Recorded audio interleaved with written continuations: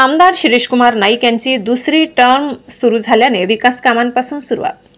नवापूर शहरातील राष्ट्रीय महामार्गापासून एका खासगी रुग्णालयापर्यंत 400 मीटर सिमेंट काँक्रीटचा रस्ता नवनिर्वाचित आमदार शिरीषकुमार नाईक यांनी आचारसंहिता लागण्याच्या आधी उद्घाटन केले होते। त्यानंतर त्यांची दुसरी टर्म सुरू झाल्याने त्यांनी तात्काळ विकास कामांना सुरुवात केल्याचे दिसून येत आहे। या रस्त्यावर काल जेसीबीच्या सहाय्याने खोदकामास सुरुवात झाली आहे। 4 मीटर रुंद 400 मीटर लांब असा सिमेंट काँक्रीटचा रस्ता तयार होणार आहे।